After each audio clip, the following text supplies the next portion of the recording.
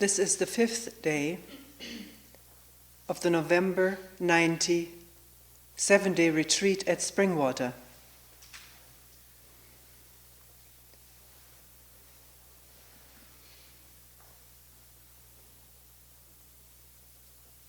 Again, we will read the questions that I have accumulated and see what we come up with.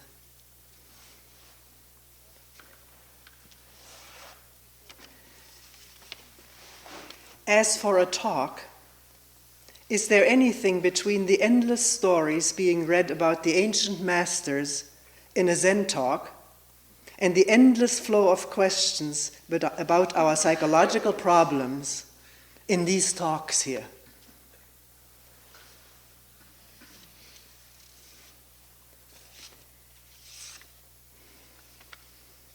And here they come.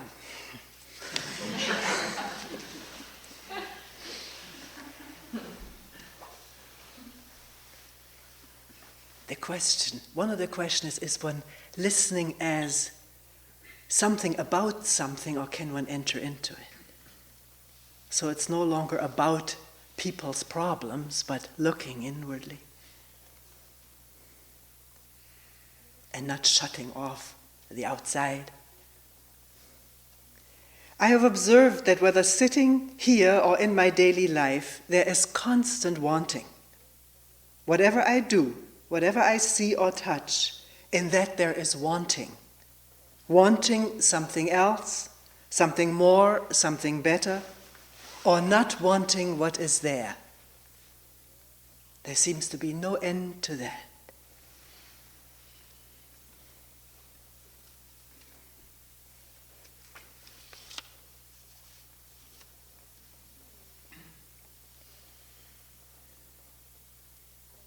This feeling which is expressed in saying, I am all human beings, does that come from knowing our common shared ground of thoughts and images and emotions? Or does that come from a shared silence of no self?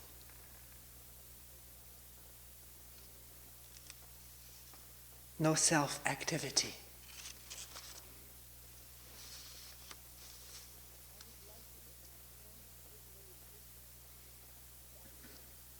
I would like it if my friends did meditation as I do, as I see that neither politics, therapy, or whatever gets at the root of our problems. But my friends aren't interested. Then I'm wondering what I'm doing, wanting them to do what I'm doing, so that I do not feel so isolated. This came up in a group meeting yesterday. This whole question of helping others. I feel that 99% of all human beings are dispirited beings. What is our responsibility to help them?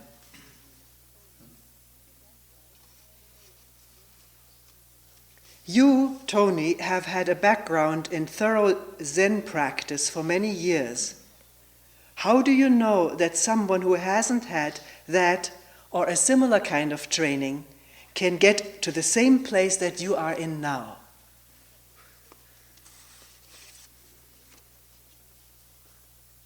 Can you say something about guilt?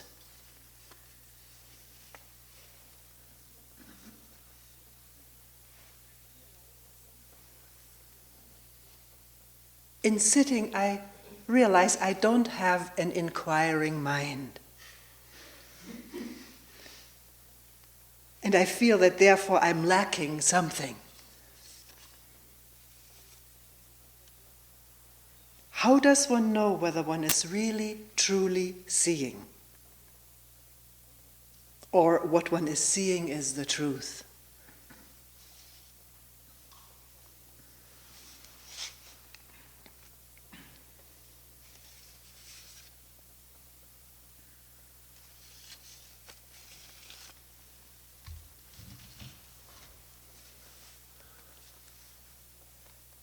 There were more questions yesterday that we didn't touch upon. Maybe they will weave their way into this talk. We will see. Let us start out with the observation. That's not an isolated person saying that is often mentioned, particularly if we, after we have talked a lot about questioning, someone observing, I don't have a question. And of course, since a lot of talk is going on about inquiring into questioning, inquiring, of course the doubt comes up. Am I lacking something because I don't seem to have this inquiring mind, this passion for questioning? So something more needs to be said about what questioning is.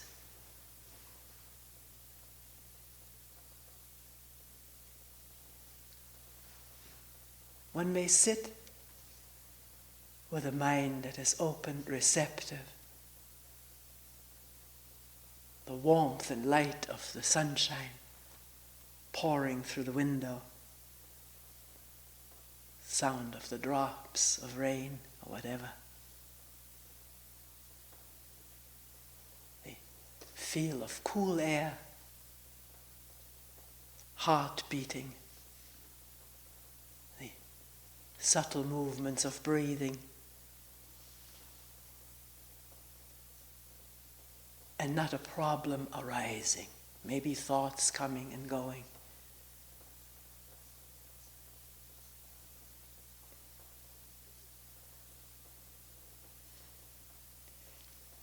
Is one sitting as a knower of all of that, what has just been verbalized, keeping in mind that the word raindrops or cool air or sunshine pouring through the window, that these words are not the real happening. They're an abstraction from the real. The real is not a word. The warmth or coolness is not a word. It's so. Palpably so. Does one sit knowing all of that so that the mind is occupied with the words, the knowledge, the reaction that knowledge brings? I like this or I don't like this. Is there the sense of an experiencer of all of that, who experiences that calm? An observer who is observing the sky, the meadow, the drops of water on the blades of grass? Or is there just what's there without knowing what it is? The knowing is not the important part. It's irrelevant. A word may come up, but it's not significant to label something. It's just what is, without knowing what it is or what this is here that's pulsating with life.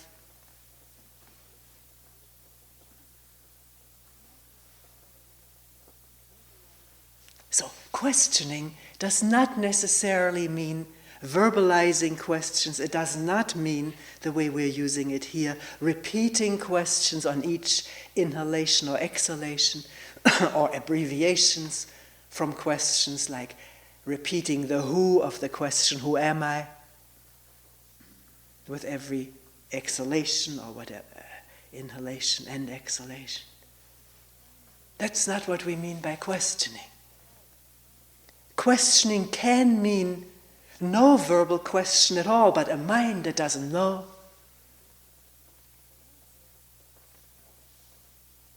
And therefore listens and looks openly, not out of past knowledge and the security of that, or the habit of that.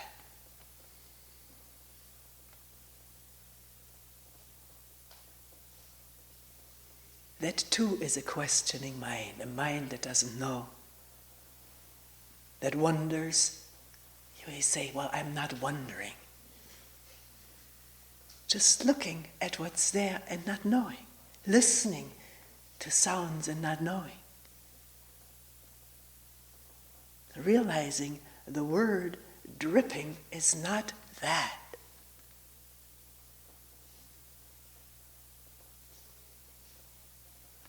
What that really is, and what this whole unfathomable listening is, which is not separated from that, we don't know. We can give words to it, but then that's a very shallow abstraction, a concept, and closes the mind in the thinking mode.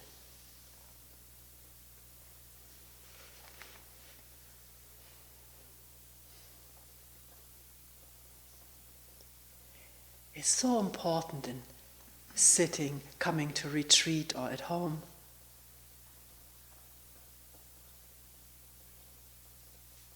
to find one's own way and not be influenced by what one has heard when it is confusing. We can bring it to a meeting and we can clarify it. Maybe write a letter if you're not here. We also have meetings in between retreats, which are longer than 10 or 15 minutes, where we can talk about things. But apart from that, we're on our own. To need to question something verbally, think something through. Let no one say don't think about anything, or that thoughts are the enemy, or must be suppressed.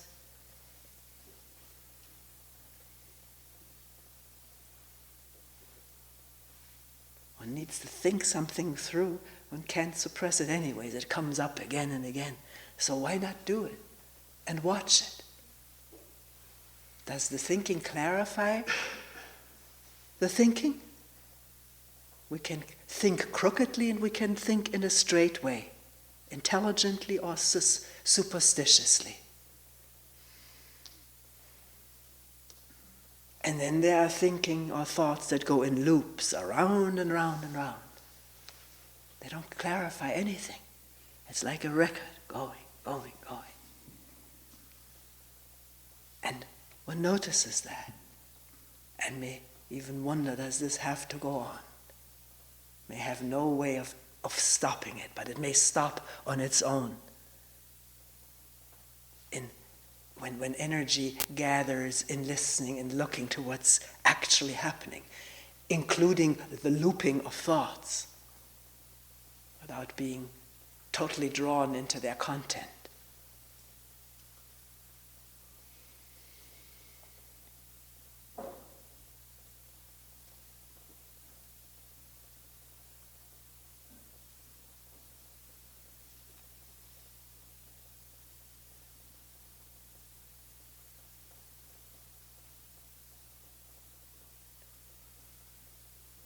It's a similar thing with finding, wanting all the time.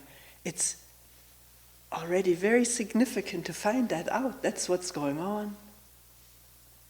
Wanting coming from a self-center, a discontented self-center, or a greedy self-center. Acquisitive. To find that out and to admit it, to be honest about it, to see it clearly. What is important is that there is seeing, not so much what it is that is seen, but that there is seeing about what is going on in this mind, which we share with all human beings, the mind of wanting, fearing, acquisitiveness, discontent with what is, and the possibility, due to a large brain, to imagine better things, more worthwhile things, blissful things. We need to be intimate, on intimate footing with this mind-body as it operates. Free ourselves from all the ideas that have been imprinted into us about what we are, or what we should be rather. And living in these ideas of ourselves, seeing the actuality of wanting is a freeing from the idea that I'm an altruistic person who only wants the good of other people. We rationalize this all the time. I'm really doing this for the sake of others.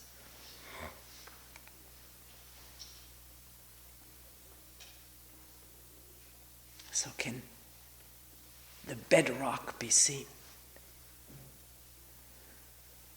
Wanting, fearing, fear of loneliness, fear of destitution, of having nothing, of being nothing.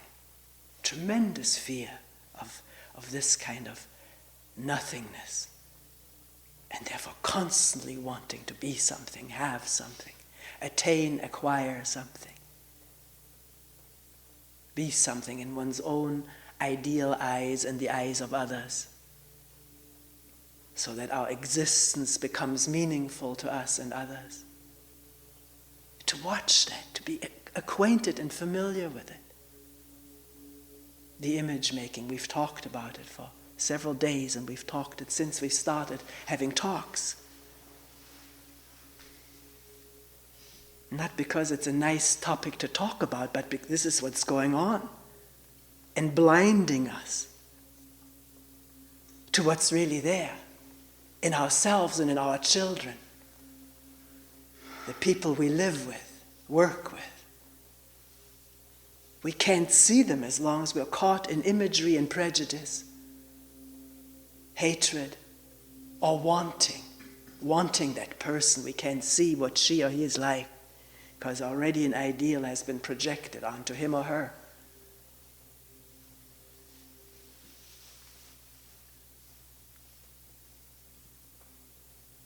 Maybe with this we come to these two questions about, I want my friends to do meditation as I do, because I see that's the only way to get to the root of problems, not through politics or art or therapy, which we're all engaged in and which has their place.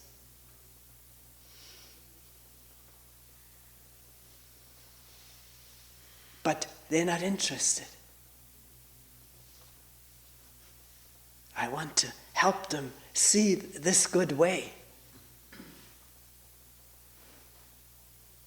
And then beginning to question, what is in this wanting to help others? Others who seem so dispirited.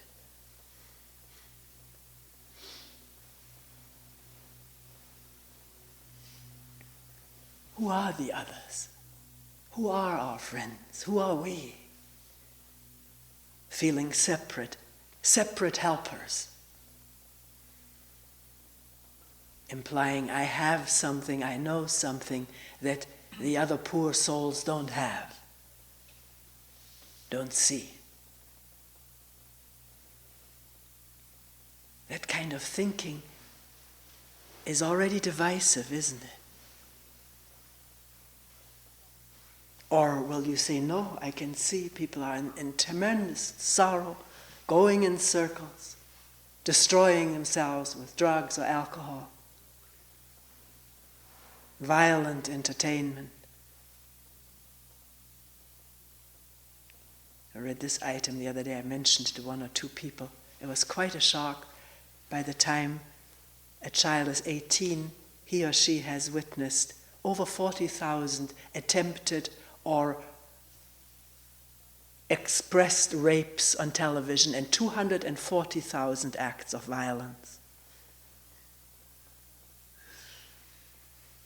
Our movies seem to get more violent all the time. More violent, more erotic. As though we need more and more and more stimulation to feel something, to feel alive. And what impact does that have? Does it have a numbing impact, a stimulating impact? To be like that, to take that for granted, that this is a way of relating to each other. the titillation of it, the addiction to such titillation.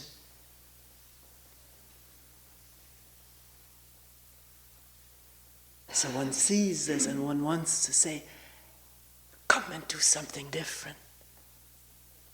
Sit quietly, look into yourself, question, listen with people who are doing the same thing.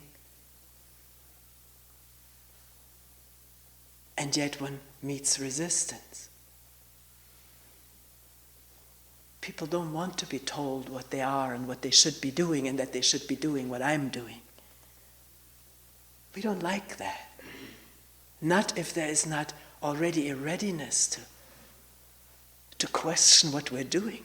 And that readiness comes in human beings. Happens all the time. When you start to wonder, what am I doing?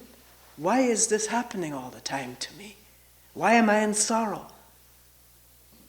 In constant fear?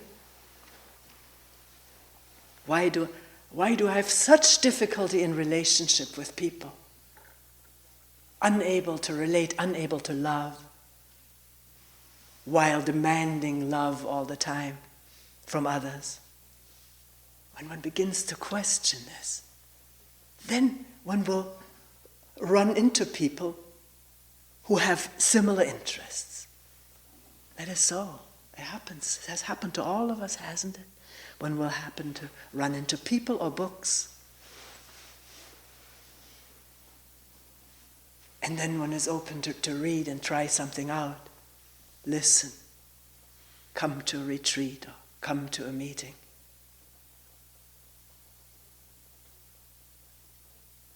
Which will not, I hope, not be imposing anything upon a new inquirer or a new person wanting to find out something. So one does not already feel roped into a system, sold a package deal. You come here, but this and this and this and this is what you have to do or believe, accept, or leave behind. That's what we're, the people who come here, the staff who live here, we're constantly looking at that. How to have this place available, retreats available, with a minimum of imposition. There is a minimum, so that we can do this together in quietness, in this marvelous silence that a retreat can share with the woods and valleys and sky. Takes some ordering, some rules, but to be gentle in expressing them, in calling them to someone's attention during the retreat. Can it happen in friendliness, not in a power trip? We demand that you coming here submit to. And power can be such a pleasurable thing for human beings. And so concealed that one is on a power trip, because one can say, I'm doing this for the sake of sentient beings. All sentient beings.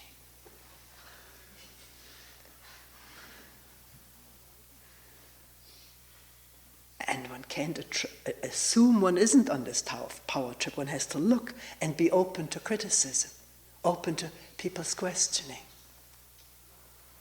Why are you doing this?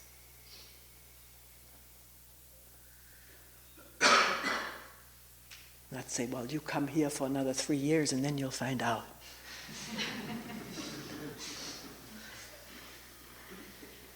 But question ourselves as someone questions. If you come here as a guest, you're always invited to participate in a staff meeting. You may not participate in a second staff meeting because sometimes they go on endlessly. Weighing something, looking at it, coming up with another point of view, looking at that, and you haven't said anything yet. What do you think? A new input, and then the first one already going over their input once more. I'm not making fun of it. I think it's a marvelous process because it's alive. It's open. And we don't always arrive at a decision either. We may take it up the next time from sheer exhaustion and hunger.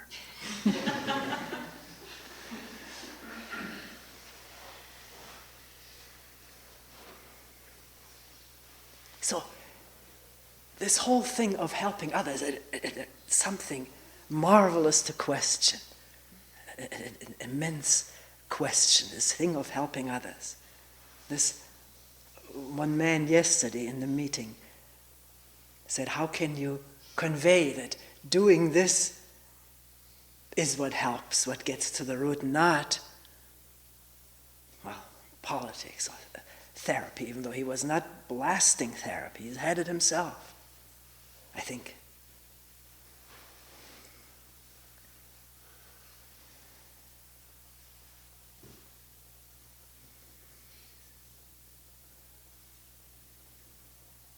And then shifting in the course of our meeting, people talking about it, a shift occurring.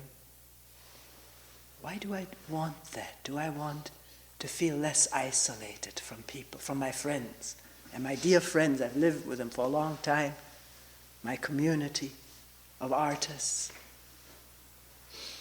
Do I want to be free of this feeling of isolation? I want to have companionship in what I am doing, support in it. We love to have support in what we're doing, don't we? Just also to diminish our own doubts about whether what we're doing is the right thing. If more people do it, then it must be more right. This is how we feel. People often ask me when I mention the center, how many members do you have? I wonder whether it would be more impressive to say 2,000 than 200. But we have also seen mass movements go totally awry. So can one watch one's own motivations in one's urge to help others? And do the others have to become someone across across the gulf, across the chasm, across the dividing line? Them and me, or them and us enlightened people, or us spirited, or whatever people who have something, us meditators, inquirers, and them, those, they. It doesn't have to take place, but it can happen so easily, because this me structure, this self structure, needs constant maintenance, constant support for its continued existence. And in a very concealed way, it gets support wherever it can, including helping others.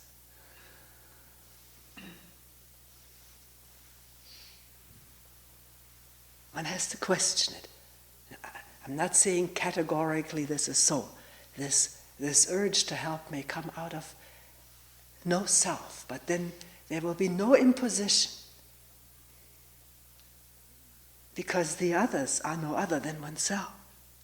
The same mind of, like this person put it, I didn't write it right down, it was very subtly put, the same roots reaching back to our fears and wants and images and the emotions that go with it. All of us were born as helpless babies. All of us. Not one could help herself or himself. All totally dependent on giants. That's why these giant stories probably is so favorite among the children. And outwitting the giant.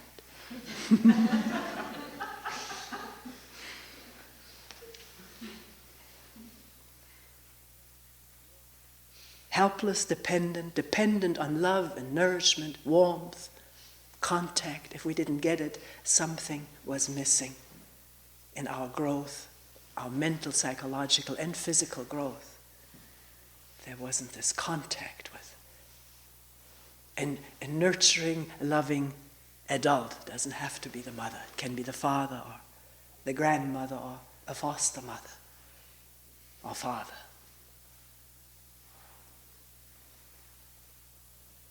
Fathers can be just as nourishing and nurturing as mothers.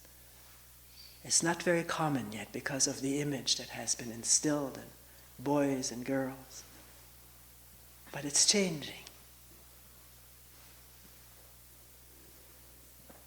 Bringing up the demand for paternity leaves, for the father to be home too, with a baby, to hold it, put it on his belly, feed it, so forth. So we share our common helplessness, which has remained as an imprint. If it hasn't been dissolved by complete total insight, which it hasn't for any one of us, then it's there in some form, beckoning to be taken care of, fear of being that way again, wanting dependency and the fear of dependency.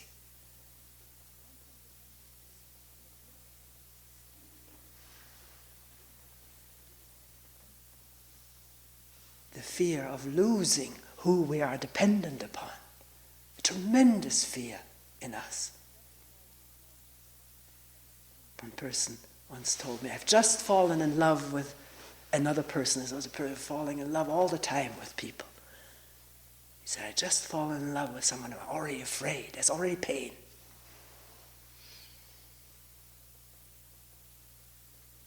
I understand, he said, why it's said that falling in love and pain, pleasure and pain go absolutely hand in hand.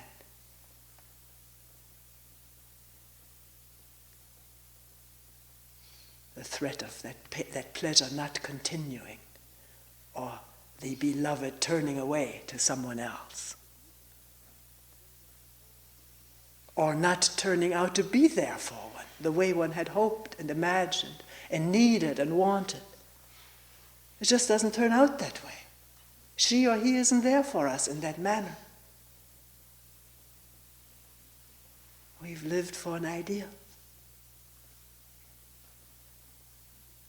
So that's what we all share. Whether there's clarity in the mind, insight. When that clarity, that awareness or insight is not there, then this other structure takes over. As umpteen programs that come so instantly. A program, we said that yesterday, appears faster than thinking. Thinking takes some time, but a program can be there instantly. Maybe take a little time. But it's amazing how quickly the hurt, the want, the fear, the pain,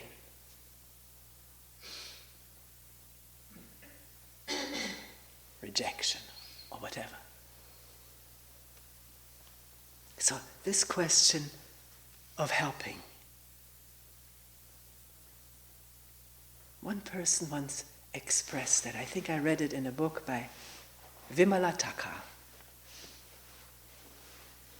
She went to see Krishnamurti in her early years, first interview, and wondered why there was this ego there, and he asked her many questions. And he said, and she had said something about helping people, because she was in a movement, land gift movement in India, distributing land to poor people. She was in many of such social action movements in India, and a public speaker for that. And he asked her, why do you want to help people? And she said, to express my love.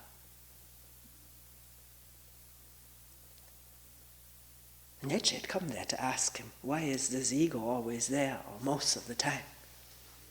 And yet, what an answer, to express love.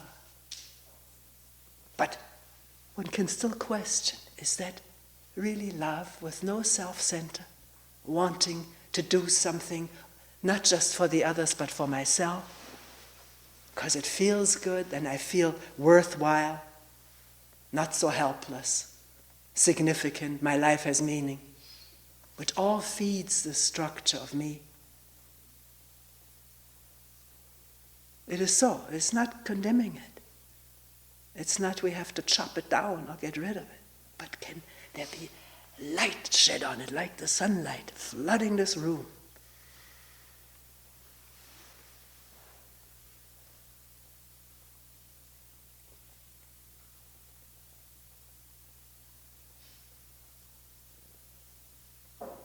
So the others are not people out there.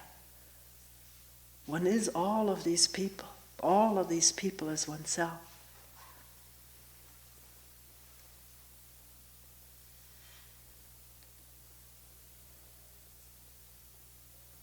And the person who asked, is that why we say we are all humankind, because of these shared fears and emotions? The matter, the substance. Or is it because of a shared, spacious silence?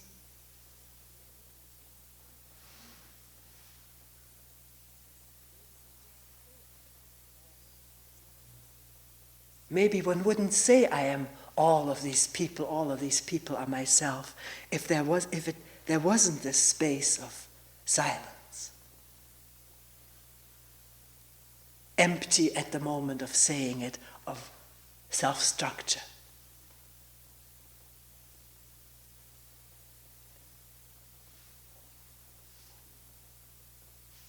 Because at that moment there is no feeling of division. At that moment there is love. And will that help? Will we help each other that way? It remains to be seen. We don't know.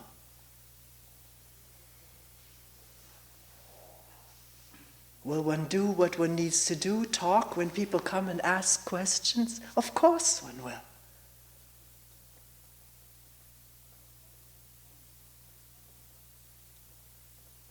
Somehow or other we find each other, we talk to each other, and we're silent with each other. We look into psychological problems, but not as an end in itself, but because they're there. And if we don't look at them, we ignore them. And if we ignore them, they fester underground. Like a wound that's too much closed up, doesn't get air, it festers.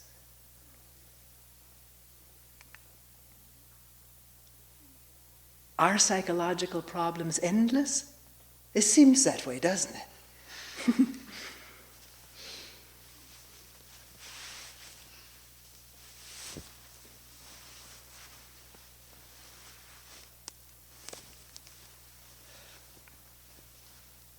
Just recall one of the meetings in which one person said we were talking silently, out of no big dealness, just communing. And the person said, you know, all the psychological problems are out the window.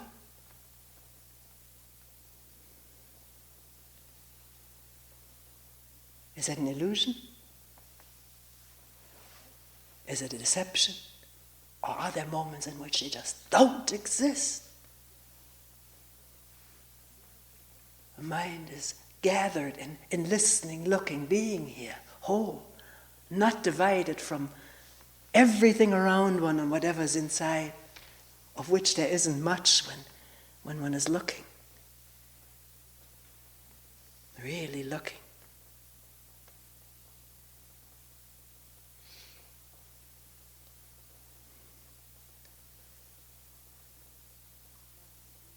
Does not mean this kind of state of mind being is there forever. It isn't. Attention may shift, may close, and then the structure comes into being. And with that come psychological problems of wanting, fearing, running into people who have different wants than my wants, and the collision. But in the state of awareness, the energy just being there undivided, also shifts occur in that structure. One doesn't get quite as angry, quite as hurt. It blows over faster. And doesn't get carried around in the backpack. I want to remember that, what he or she did or said. If we think that, then we will remember it, because we'll go over it, and then it becomes thicker in here.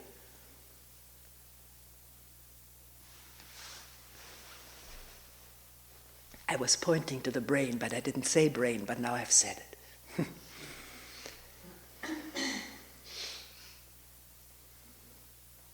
I don't know how much is known about memory. Latest theory of someone is that the memory is not just stored in the brain, but it is stored in fields which are not in space. We touch each other with these memory fields, with these behavior fields. One of the experiments this theory is based on, that rats which learned a maze in England took a long time to learn this complicated maze.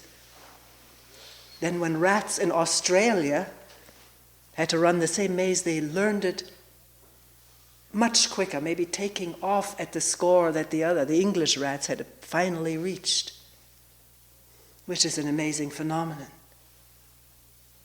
If one believes that consciousness is a divided thing and everyone has their own consciousness, and every rat has its own consciousness.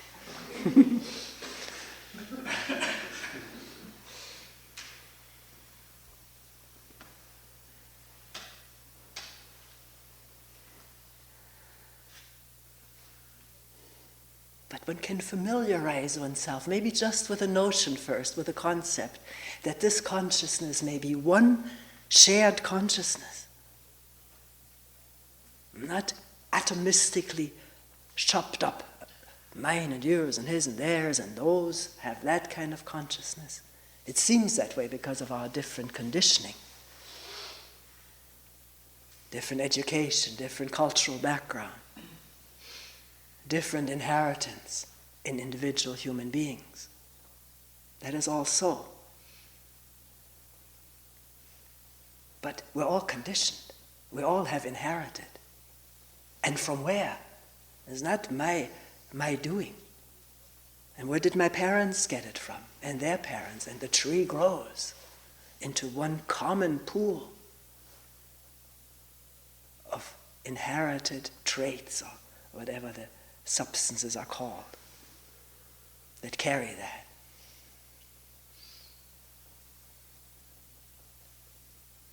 It's what a couple of people have mentioned about the group meetings, that it is good in a retreat where one does feel very much to oneself, to realize how similar other people are feeling, that they have similar problems. We don't seem to know that. We have to hear it, find out. To drop the notion of our own peculiar misery or problems, and more find out how shared they are. And that relieves a feeling of guilt, doesn't it?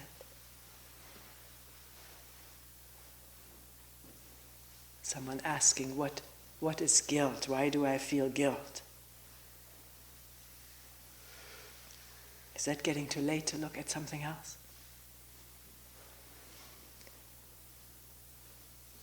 We all feel guilt one time or another, don't we? I remember a time of my life where I constantly felt guilt, almost uninterruptedly. Feeling guilty for having done something wrong. And at times that comes now. Did I say something wrong? I may have said something wrong. And the program is there instantly, faster than thinking about it. Solar plexus, so it sits for some people. Maybe it sits someplace else for someone else.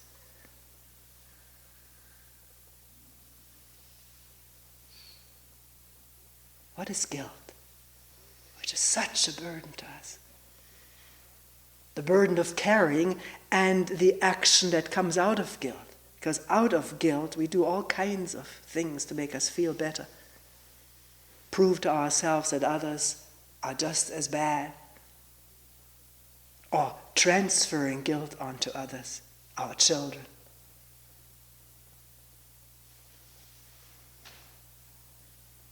Because if one has grown up with guilt in one's upbringing, one realizes how malleable one is to do things to make up for this guilt. It is a very efficient educational device.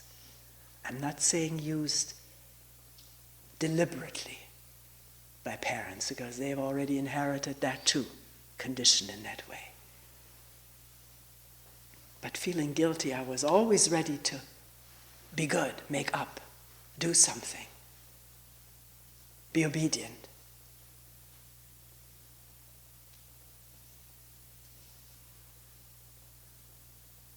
But it never exhausted it. So now, if we come upon this feeling of guilt, can we sit with it quietly? Observe it. If we have no time to sit quietly, observe its actions. And are we also observing that which makes us feel guilty? What did we do? Think about that or look at it. Is guilt already a step away from that? Guilt being the fear of retribution, fear of being punished. Adam and Eve, in my little Bible with the illustrations that I used to read like a fairy tale book as a child. After Adam and Eve had eaten the apple, they were hiding behind a huge tree, but God saw them.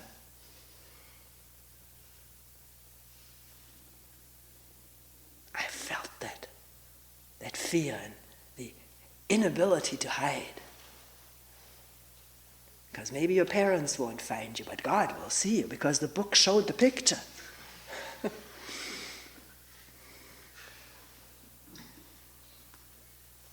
We were talking, the person who brought the guilt up, we were talking, what if we were absolutely, positively sure no one would find out about what we did? Would we feel guilty? We both agreed we probably wouldn't.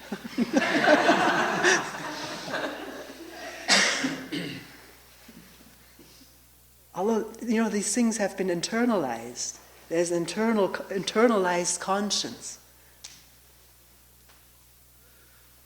Psychoanalysts have figured that out very well, Freud there. The internalization of the parental commands, do this, don't do that, comes a point you can observe it in your children or in your grandchildren, where the do and don't is sitting in here now. It doesn't have to be said anymore. It's annoying too often to the child to hear the parents still say that.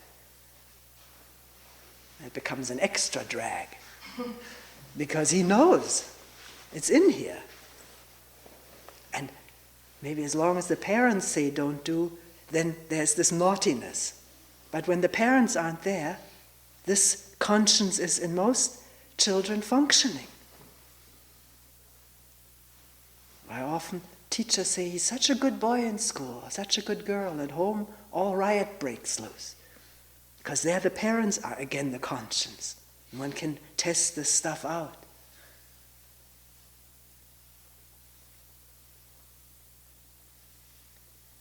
So, we can punish ourselves internally, very heavily, unconsciously. The God inside will see that retribution takes place, the internalized God, and we may get sick or something.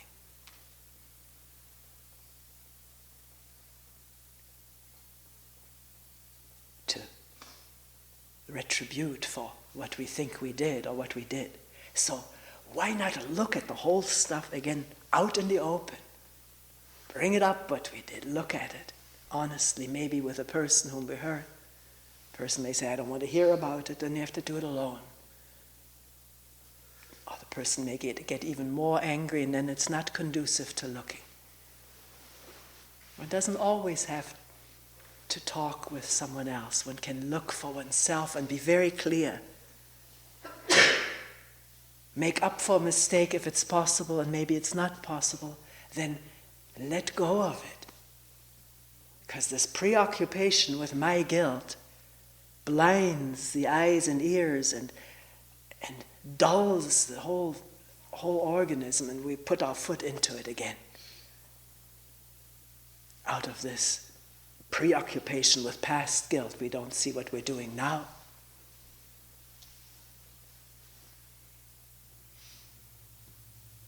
But we have to bring it to light, face it, let it come up. It will. It will if we give it a chance. And a quiet moment is helpful.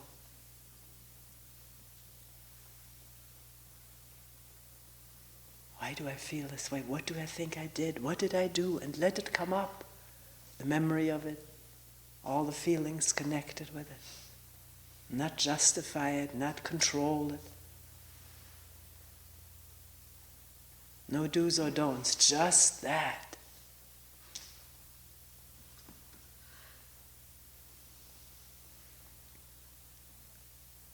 And then be done with it. Find out. You may be done with it. It may be gone. So the mind is fresh to meet what's going on now.